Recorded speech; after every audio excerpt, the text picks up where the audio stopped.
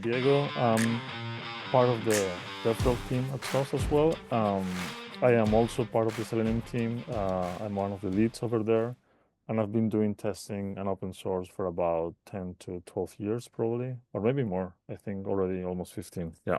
And a developer since maybe 20 years. Yeah. Yeah, fun fact about the Sauce Labs DevRel team. All of us are involved in some way with the project, several project leadership and technical leadership for the project. And Diego and Titus, who are on the DevRel team, account for what is it? The top three, I think, and four committers of all time to the project. I think it's 4 and 5, probably. Four, So okay, four or top five. I five, gave yeah. you more credit than you deserve. Maybe we'll make number three. So, which is pretty amazing for a soon to be 21-year-old project. It's now of legal drinking age in the United States. So, there you go. Uh, which is pretty cool. Cool. All right. Well, we're gonna go into the topic of streamlining mobile app testing with Sauce Labs mobile app distribution. But before we do, just want to give a public service announcement. We do these office hours twice a month. They are for you. You will get a survey at the end. Let us know what you liked, what you didn't like, also what topics you want to hear. This is very much about you. So the time will be spent on this presentation for several minutes, about 15, 20 minutes. I don't know what Diego has planned. And then at the end, we're going to open it up to Q&A. That is your time. You can ask anything about the presentation. You can ask anything that you want in general. It's an ask me anything type program. So you really lead. Your questions can be about anything. We'll do our best to answer. And for the ones we can't, we'll follow up. We have an upcoming session on April 10th, From Data to Decisions, Unlocking Insights with Dashboards, AIs, and APIs. Fun fact, we're going to have a new dashboard coming later 2025. There's a lot of fun things that we'll be talking about in that one. April 25th, Whose Error Is This? Is the name of that topic. That's my favorite topic so far. And May 9th, we'll be talking about testing Electron apps with Sauce Labs. And every single one of those is at 9 a.m. Pacific, 12 p.m. Eastern. And please bookmark that. Okay, so now we'll go straight in. For those of you who didn't know, the Microsoft App Center is closing. I'm going to be working on a retirement party for it video. So hopefully that will be finished in time. In the meantime, what you might not have known is Sauce Labs has a mobile app distribution center. So let's talk about that, and I'll pass the mic over to Diego to tell you everything you need to know about it. Absolutely. Thank you very much. Um, yeah, today I'm going to talk about this topic, which I'm also fairly new from the point of view of a user. I've known the concept for a long time, but this has been an interesting take because I'm taking it from the point of view like if you're a tester, right? And all your life you have been testing maybe web apps, and at some point you see that the trend in our world is moving to mobile and iPads and tablets and all that. Um, you might think that, like automating tests is just the thing to do, and that's it. So if you have tests that are automated, you run them in every pull request or in every commit or before a release, whatever you choose there. You think that's it, right? But a few years ago, I started to notice that the challenges in mobile app testing sometimes are not the testing itself. Um, so let me elaborate on that. Um, if we think about a very simplified way or concept of the mobile software development lifecycle, um, we have the typical thing that we also have in web apps or in microservices or in any type of application building. So you have a phase where you build and you use your CI/CD, or if you're like iterating locally, you use your local laptop. At some point, you have a build that you want to see and figure out how it works. And let's say that you have a bunch of tests, and you could be just functional testing. Maybe you do performance, maybe you do visual. Uh, you do your automated set of tests. And there is a point where you say, base it on your testing, It could be also manual testing.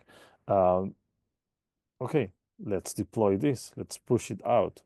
And that's the question, like, how do you deploy? If you go to the web world, this is rather easy. It's maybe moving some bundle to another server, or maybe pushing a Docker container, maybe just like downscaling some Kubernetes pods, and maybe upscaling something else. But in the mobile world, what does this mean? Like, you're not actually deploying something to a server. Of course, you're deploying some backend services, maybe an API or something like that. But the mobile app, what are you going to do with it? It's actually a physical file, and where did you deploy that, right?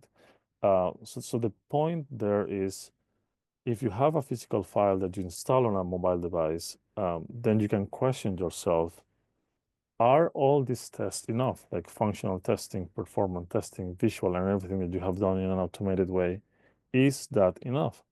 So today I'm taking the approach rather than going deep into detail. I'm trying to question more the concepts you might have about the mobile software development lifecycle.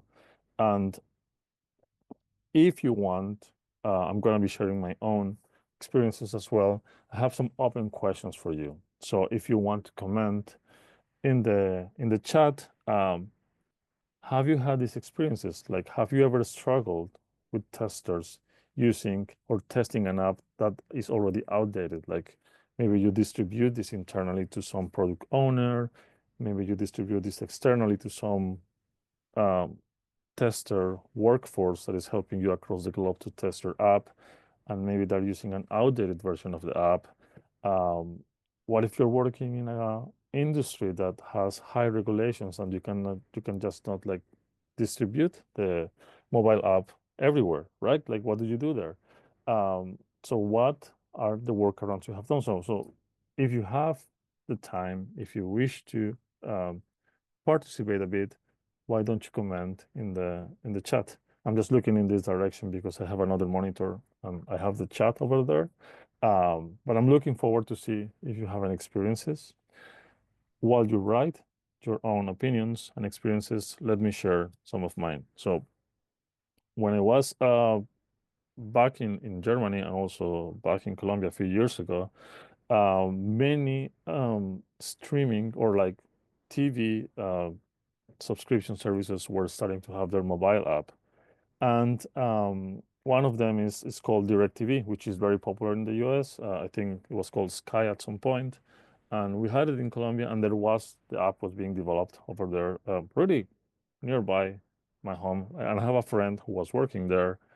And, the way for them to actually test the app was like he was just finding friends around, and he was sharing the app with me like via WhatsApp or via like I don't know, some Google Drive, and I was installing that in my phone and trying it out for him. So it was, if you think about it at that point, I was just being a good friend. But if you think in retrospective, um, it was very tough because like, how was he able to assure me that was the latest version of the app? Was that like really useful? What if it had been like a bank app? Like, could you share that outside? So there were many things that were wrong, but due to limitations at the moment, he was trying to get his job done. And this is very common in our industry, in our testing industry. So Anastasia is sharing something there. And testing an outdated app can be avoided by having an automation pipeline project to download the latest one. Exactly. That's one of the workarounds uh, that are easy to implement. Like, every time you push a build, you put it somewhere, and then if you have to test it, you can actually find something in the middle that always pulls down the latest app from the repository where you have your test apps. So thanks for sharing, Anastasia. That is very helpful. Um, that is bringing us to pain points, because if you are iterating on the app, let's say you have like feature teams, what happens if you are like having team A developing this feature and team B working on I don't know, refactoring or maybe fixing a critical bug? You might have the same app, but now it's diverging and you want to test both changes done by different teams. Or maybe it's the same team, but you can subdivide the team to work on different things. You might have different branches of the same app in a different state. So what happens there is that at some point you have to merge them together, but you want to test them individually, and that brings you to a chaos where you have like different versions of the app. And the point there is that you could build it locally, you could build it in your CI/CD system, but in the end, you have to distribute these builds. And one key point, very important if you are like in a regulated industry, you have to ensure that the correct persons are actually getting access to that. And hopefully, as Anastasia suggests, you should have everything automated in your CI/CD pipeline. So typically, which was my experience, this has been solved historically, like sending APKs or IPAs, just like in any type of medium, like Slack or cloud storage, or just by email, WhatsApp. In my case, I remember that, or implementing custom scripts, like what it was being suggested in the chat, like implement like a webhook, or you implement like a post job execution script that downloads whatever you need. So many things were being created around this problem, and that's why something like App Center was created initially. But now, as Jason was telling us, there will be a party when it shuts down in what, 11 days. So for Anastasia, has worked to have this type of custom script. But have you had this issue? What has worked for you? What has not worked for you? Um, Maybe you can share that with us if you wish, in that case. Okay, Anastasia is sharing that App Center is a big pain for me now. Yeah, so that's not the only case. I've been talking to a few friends who are in the mobile world, and they're having these issues because it had a bunch of good issues, a bunch of good features, sorry, but now they're going away. So people are trying to find replacements, and I'm going to show you one of them that it's a pretty good one, I think, in a moment. So remember this question I was doing a moment ago where I said, okay, like mobile testing, one of the biggest problems is not actually automating the tests. One of the main problems is how to ensure that the application, that the mobile app actually is being tested by the correct people, or the people who know what the application should look like, how the feature should look like, right? So as I already hinted before, maybe all these automated tests are really good, input, are very usable. They help us to move faster, but maybe they're not enough to secure the whole software development lifecycle. So what do you do? Our proposal here is to use mobile app distribution. And the point here is that this is a place that you can easily replace um, App Center. And also, as Anastasia is telling us, they're trying Firebase.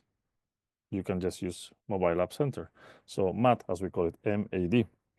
And one of the cool things here is that putting everything on screen, if you put mobile app distribution at the bottom of your whole pipeline, there is a huge benefit here, because in my friend's case, he would only have to plug that to the pipeline. So when you build something, you put it in a specific place, and when you test it, you pull it from a specific place, and you know what is the latest build. And when you deploy it, you have different ways to deploy it.